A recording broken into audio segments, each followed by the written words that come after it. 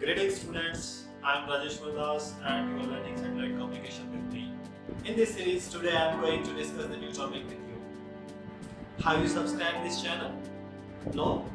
If you have not subscribed this channel yet, then subscribe it and press the bell icon to get the latest notification. So now let's start the topic. In this video, we will learn about frequency bands which are used for satellite communication. In the previous class, we saw that how the communication takes place between the transmitting earth station and the receiving earth station by using the satellite in this space. The path in which satellite rotates is known as the orbit of the satellite and it is elliptical in nature. The transmitting antenna of the transmitter is used to transmit the signal towards the satellite and the receiving antenna of the receiver is used to receive the signals from the satellites. When this transmitting antenna of the transmitter transmits the signal towards the satellite, that link is basically known as the uplink, and when this satellite transmits the signal toward the receiving antenna, then that link is basically known as the downlink. You can see here, this is uplink and this one is downlink. So in this class, we will discuss about this uplink frequencies and downlink frequencies and about the different bands which are used for the satellite communication. The range of frequencies is known as basically a frequency band, and these bands are basically specified by the ITU. ITU stands for International Telecommunication Union. If you see this table, then you can see here that the different frequencies are used for different bands, from ultra low frequency band to extra high frequency band. These are specified by the ITU for the wireless communication purpose, and the band number is also specified. Like band number 3 is specified for ultra low frequencies, band number 4 is specified for very low frequencies, band number 5 is for LF, band number 6 is for MF, band number 7 is for HF, band number 8 is for VHF, band number 9 is for UHF, band number 10 is for SHF, and band number 11 to 15 are for EHF. And the respectively the frequencies are assigned. The range of frequencies which are assigned are here in this column. You can see for ULF it is from 300 Hertz to 3000 Hertz, and every set of frequencies or frequency bands are recognized by the some particular type of matric subdivisions. And like, see, if you see this ULF, then ULF is specified by the stoichiometric waves, and abbreviations which are used in the documents of ITU for the ULF band, this is B.HKM. If you see this MF band, this is band number 6. For band number 6, you can see from this table, the range of frequencies which are specified are from 300 to 3000 kilohertz, and these are recognized as hectometric waves.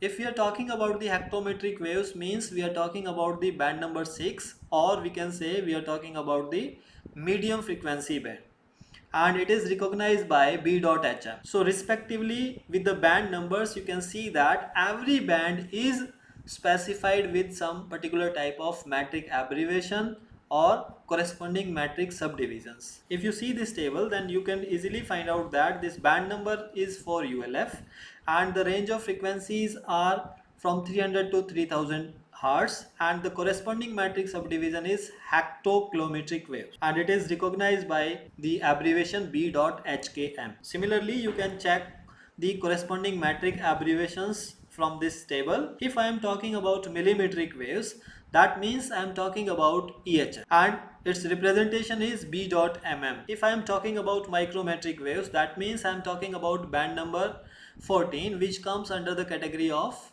EHF. So there are various frequency bands which are specified by ITU for the wireless communication. The source of this table is the document of ITU from this link. Now we are moving towards the satellite frequency bands. The different letters which are specified for the different frequency ranges are from L to Ka.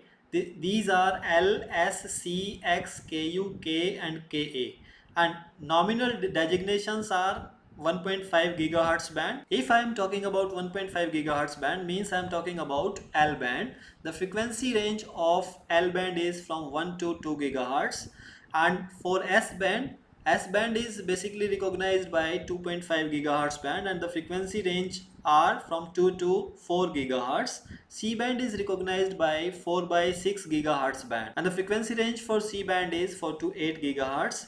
For X band, the frequency range is 8 to 12 gigahertz. For Ku band, the frequency range is from 12 to 18 gigahertz and it is recognized by 11 by 14 gigahertz band or 12 by 14 gigahertz band.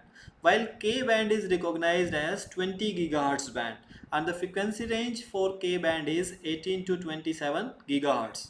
Ka band is recognized as 30 gigahertz band and the frequency range is from 27 to 40 gigahertz. These all bands are used for the satellite communication for various applications. From this table you can see that this L band is used for mobile set, DAB, GPS, LEO set, and this S band is used for TTC, DTV and LEO satellites, and C band is generally utilized for domestic satellite telephony, satellite TV and FSS, while X band is used for military satellite communication, KU band is used for VSAT, DTH and DBS, K band is used for FSS and Ka band is used for inter-satellite links. For satellite communication, we need certain type of bands for uplink and certain type of bands for the downlink purpose. So in the next table we will see the range of frequencies which are used for downlink purpose as well as the uplink purpose.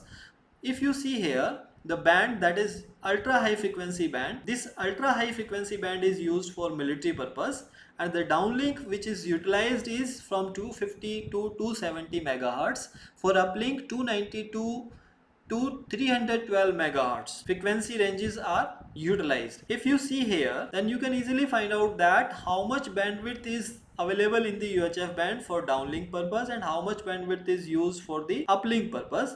From this one you can see that 20 megahertz bandwidth is available in UHF band for the downlink purpose and similarly 20 megahertz bandwidth is available for the uplink purpose. While next band, that is C band is utilized for the commercial purpose. If we talk about the commercial purpose communication, then from this table it is clear that for commercial purpose C band is utilized, KU band is utilized and Ka band is utilized, while UHF band, X band and Ka band are utilized for the military purpose. So from this table it is clear that the C band uses the uplink frequencies from 3700 to 4200 megahertz and for uplink from 5925 to 6425. From here we can easily calculate the bandwidth.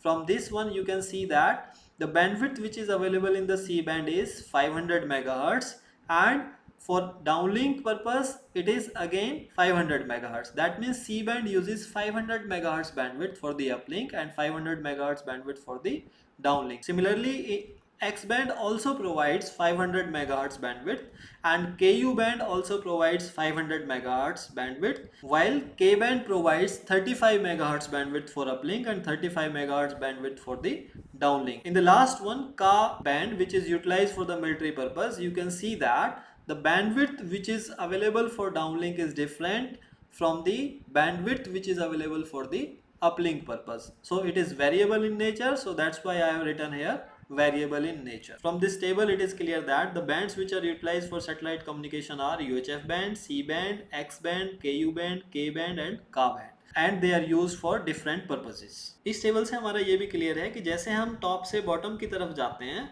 तो हमारा जो downlink frequencies हैं they are also increasing as well as uplink frequencies are also increasing. So जैसे आपका frequency very करता है तो उसका जो प्रोपेगेशन करेक्टरिस्टिक्स हैं वो भी आपकी वेरी करती हैं और उसी के अकॉर्डिंग आपके जो लॉसेस हैं वो आपके इंक्रीज या डिक्रीज होते हैं. तो इट इज़ ऑब्जर्व्ड कि आपका जो सी बैंड है, सी बैंड जो कमर्शियल पर्पस कम्युनिकेशन के लिए यूज़ किया जाता है उसमें जो लॉसेस हैं वो आपके मिनिमम होते हैं in comparison to KU band. This is all about the frequency bands which are used for the satellite communication. In the next video we'll learn about the International Telecommunication Union and about the main objectives of the ITU. So thank you for watching this video.